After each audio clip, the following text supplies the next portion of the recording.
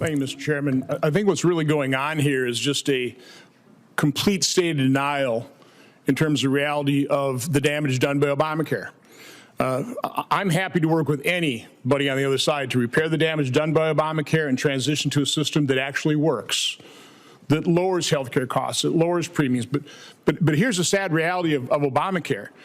The faulty design has dramatically increased premiums. Now, there's all kinds of ways of looking at this, different premium rates, but this is a 40-year-old enrolled in a silver benchmark plan. The state-by-state increase since the implementation of Obamacare of the gross premium, that's the metric we have to look at. On average, those gross premiums state-by-state have increased 169%, 4.3 times the rate of inflation at 39%.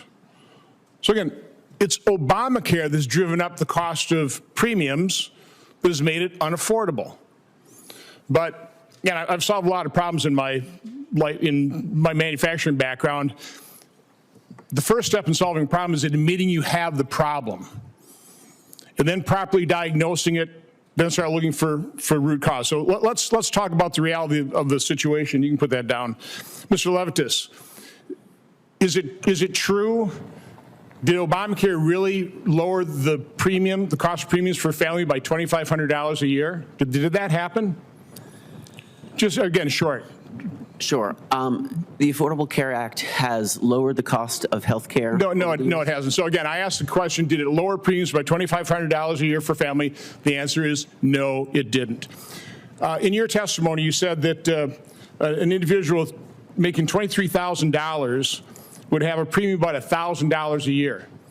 That is the original design of Obamacare. That's about 4.3% of that individual's income, correct? That is how Obamacare was originally designed.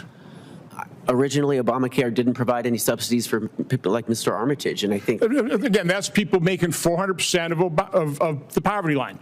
What is happening here is these subsidies aren't going away, and our colleagues on the other side of the aisle are making it seem like all these subsidies are going away. No, we're just going back to the incredibly flawed original design of Obamacare. So again, that person making $23,000, that is the original design of Obamacare. He was going to have to pay 4.3% of his income for a premium, right? 4.3%. That means somebody else is picking up 96.7%, correct? I mean, the American taxpayer is picking up, or 95, whatever, 95, 96% of the premium, correct? Zero premium coverage is very common. It's in Medicare Advantage. People in Medicaid. You're not admitting reality. Mr. Armitage, what percent of income do you think you ought to be paying for health care? Because I believe, again, I don't know your income, but it had to be over 400% of poverty line because your subsidy is going away now, correct? Yes. You had a subsidy under the enhanced plan, now you get none, correct? As of January 1st, my understanding is there will be no subsidy. That's because you and your wife are above 400% of the poverty line, your income, so it's above $84,600.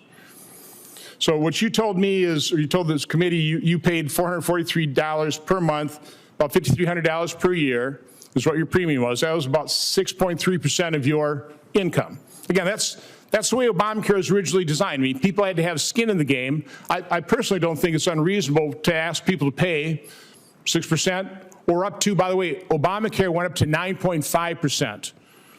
If you were at 400% of the poverty line, the original, what we're going to go back to, the way the Democrats caused us to expire to go back to the original design, they're expecting people at 400% of poverty line to pay 9.5% of the income. Do you think that's unreasonable? Do you think Obamacare as originally designed was completely unreasonable?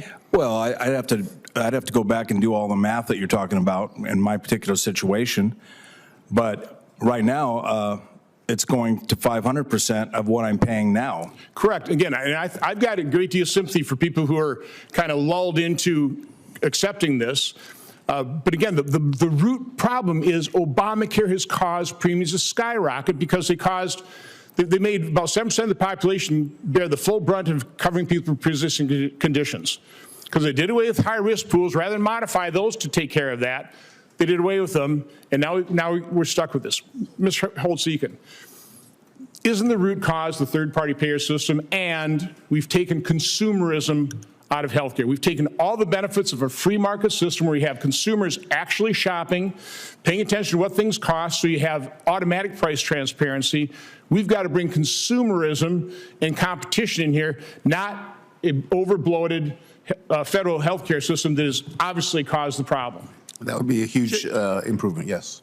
Okay, thank you, Mr. Chairman. Just very, very quickly, my constituent is being told that he makes too much money to get health care. I disagree. That's not what I said. That's not what he's being told. Senator Cantwell.